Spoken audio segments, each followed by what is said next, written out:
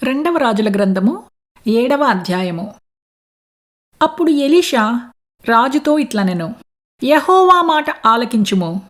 యెహోవా సెలవిచ్చినదేమనగా, రేపు ఈ వేళకు షోమ్రోను ద్వారమందు రూపాయి ఒకటింటికి 1 మానిక సన్నని పిండియు, రూపాయి ఒకటింటికి 2 మానికల యవలును అమ్మబడును. అందుకు ఎవరి చేతిమీద రాజు ఆనుకొనియుండెనో ఆ అధిపతి, యెహోవా ఆకాశమందు కిటికీలు తెరిచినను అలాగు జరుగునా అని దైవజనునికి ప్రత్యుత్తరమియ్యగా, అతడు, నీవు కన్నులారా దానిని చూచెదవు, కాని దానిని తినకుందువని అతనితో చెప్పెను. అప్పుడు పట్టణపు గుమ్మమునొద్ద 4 కుష్ఠరోగులుండగా వారు ఒకరినొకరు చూచి, మనము చచ్చిపోవు వరకు ఇచ్చట ఎందుకు కూర్చుండవలెను? పట్టణములోనికి పోవుదమనుకుంటిమా? పట్టణమందు క్షామమున్నందున అచ్చట చచ్చిపోదుము. ఇచ్చట ఊరక కూర్చున్నను ఇచ్చటను చచ్చిపోదుము. పదండి, సిరియనుల దండుపేటలోనికి పోవుదము రండి. వారు మనలను బ్రతకనిచ్చినా బ్రతుకుదుము, మనలను చంపినా చత్తుము అని చెప్పుకొని సంధి చీకటియందు సిరియనుల దండుపేటలోనికి పోవలెనని లేచి, సిరియనుల దండు వెలుపలి భాగమునొద్దకు రాగా అచ్చట ఎవరునూ కనపడకపోయిరి.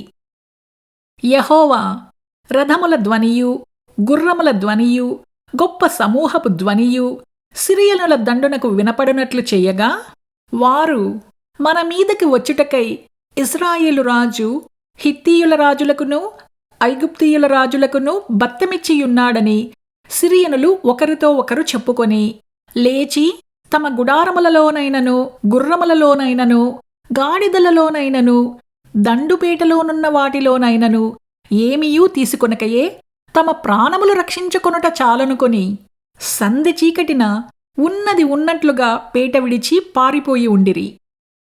కాబట్టి ఆ కుష్ఠరోగులు దండుపేట వెలుపటి భాగమునొద్దకు వచ్చి ఒక గుడారము జొచ్చి భోజనపానములు చేసి అచ్చట నుండి వెండి బంగారములను బట్టలను ఎత్తుకొనిపోయి దాచిపెట్టి తిరిగి వచ్చి మరి ఒక గుడారమున జొచ్చి అచ్చట నుండి సొమ్ము ఎత్తుకొనిపోయి దాచిపెట్టిరి.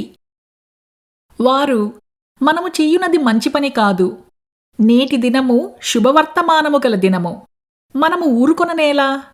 తెల్లవారు వరకు మనము ఇచ్చట ఉండిన ఎడల ఏదైనా ఒక అపాయము మనకు సంభవించును కనుక మనము వెళ్ళి రాజు ఇంటి వారితో సంగతి తెలియజెప్పుదము రండని ఒకరితోనొకరు చెప్పుకొని వచ్చి పట్టణపు ద్వారపాలకుని పిలిచి, మేము సిరియనుల దండుపేటకు పోతిమి. అచ్చట ఏ మనిషియూ కనపడలేదు, మనిషి చప్పుడైననూ లేదు. కట్టబడిన గుర్రములును కట్టబడిన గాడిదలునూ ఉన్నవి, కాని గుడారముల దగ్గర ఎవ్వరునూ లేరని వానితో అనగా, వాడు ద్వారపాలకుని పిలిచెను. వారు లోపలనున్న రాజు ఇంటివారితో ఆ సమాచారము తెలియజెప్పగా, రాజు రాత్రియందు లేచి తన సేవకులను పిలిచి, సిరియనులు మనకు చేసిన దానిని నేను మీకు చూపింతును.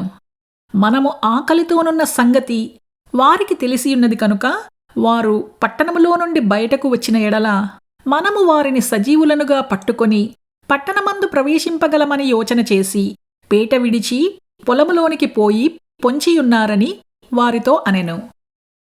అప్పుడు అతని సేవకులలో ఒకడు ఈలాగు మనవి చేసెను, ఇంతకు ముందు ఇశ్రాయేలు వారలలో బహుమంది మనుషులు లయమైపోయిరి కదా, ఇక 5 లయమైపోవుట అబ్బురమా? నీకు అనుకూలమైన ఎడల పట్టణమందు మిగిలియున్న రౌతులలో 5 తీసుకుని పోనిమ్ము, మనము వారిని పంపి చూచెదమని చెప్పెను. వారు జోడు రథములను వాటి గుర్రములను తీసుకొనగా సిరియనుల సైన్యము వెనకపోయి చూచిరండని రాజు వారికి సెలవిచ్చి పంపెను.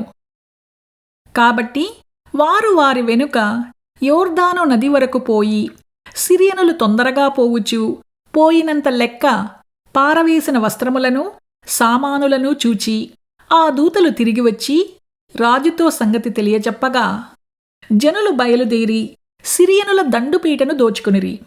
కాబట్టి యెహోవా మాట చొప్పున రూపాయి ఒకటింటికి 1 మానిక సన్నని పిండియు 2 మానికల యవలును అమ్మబడెను. ఎవని చేతిమీద రాజు ఆనుకొనియుండెనో ఆ అధిపతి ఆ ద్వారమున నిలువబడుటకు నిర్ణయింపబడగా రాజు దైవజనుని యొద్దకు వచ్చినప్పుడు ఆ దైవజనుడు అతనితో చెప్పిన ప్రకారము ద్వారమందు జనుల త్రొక్కుడు చేత అతడు మరణమాయెను.